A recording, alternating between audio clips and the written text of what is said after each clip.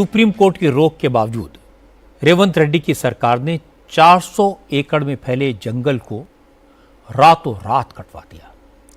दर्जनों सरकारी बुलडोजर रात के अंधेरे में काम पर लगे और सुबह तक हरे भरे जंगल को मैदान में तब्दील कर दिया।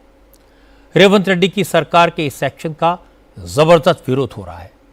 असल में हैदराबाद सेंट्रल यूनिवर्सिटी के आसपास 400 एकड़ में फैले कांचा गाचीबोवली फॉरेस्ट को हैदराबाद का लंग्स कहा जाता है, लेकिन रेवंत रेड्डी की सरकार इस जंगल को काटकर यहां कमर्शियल एक्टिविटी करना चाहती है। विकास के नाम पर हरे भरे जंगलों को काटकर आईटी पार्क बनाना चाहती है। इसी का विरोध हो रहा है। मामला सुप्रीम कोर्ट में गया। पिछले हफ्ते सुप्रीम कोर्ट ने भी इस मिनी फॉरेस्ट को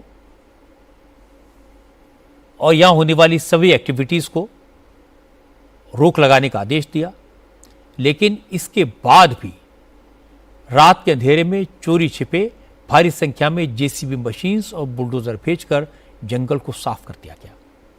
इस इलाके में मौजूद वाटर बॉडीज को भरने की कोशिश की गई।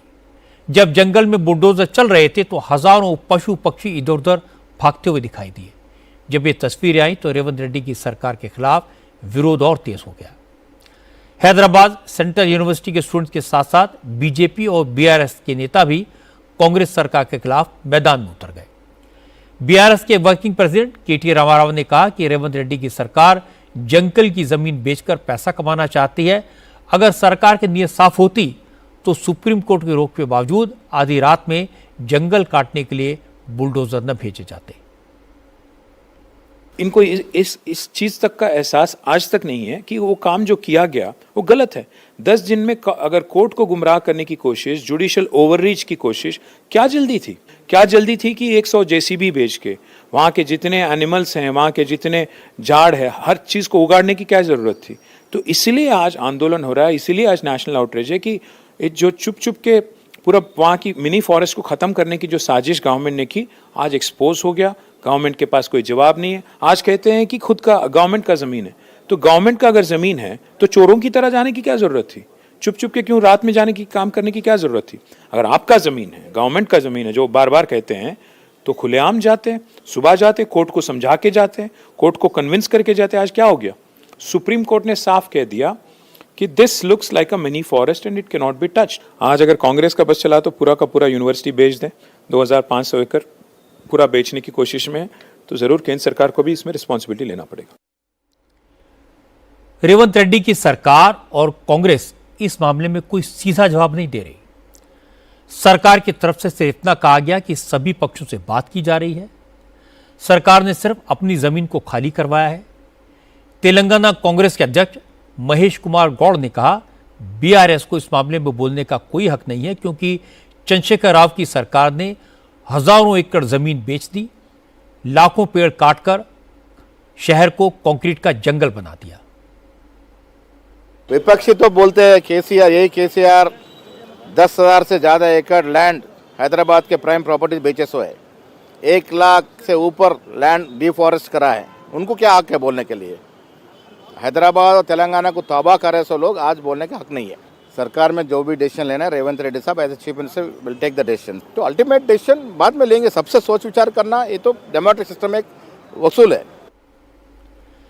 हैदराबाद यूनिवर्सिटी फॉरेस्ट मामले में बीजेपी ने भी रेवंत रेड्डी की सरकार पर हमला किया।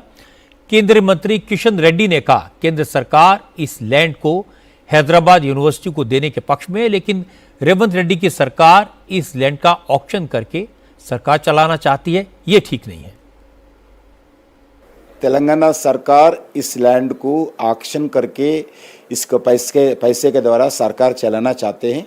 इस लैंड को जो अभी एनिमल्स है, बर्ड्स है, वाटर टैंक्स है, इको जोन है, इस लैंड को बिल्कुल ऑक्शन करना गलत है। इस लैंड के लिए आगे और डेवलप करना चाहिए, इको सेंसिटिव जोन ना के डेवलप करना चाहिए।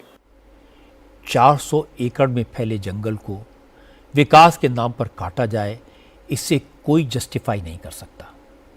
एक्सपर्ट्स का कहना है कि इस फॉरेस्ट में पेड़ पौधों की 75 किस्में हैं, पशु पक्षियों की 233 स्पेशीज हैं, कई एंडेंजर्ड एनिमल्स और बर्ड्स इस फॉरेस्ट में पाए जाते हैं। ये जंगल पूरे हैदराबाद को सांस लेने लायक ऑक्सीजन देता है। अगर ये जंगल नष्ट हो गया तो हैदराबाद और उसके आसपास के इलाके में गर्मी बढ़ जाएगी, टेम्परेचर 3 डिग्री तक बढ़ जाएगा। शायद ये सब बातें देखकर ही सुप्रीम कोर्ट ने इस जंगल को काटने पर रोक लगाई थी। अब रेवंत रेड्डी इस सवाल का जवाब नहीं दे पा रहे हैं कि आखिर उन्होंने रात के अंधेरे में इस मिनी फॉरेस्ट पर बुलडोजर क्यों चलवाए।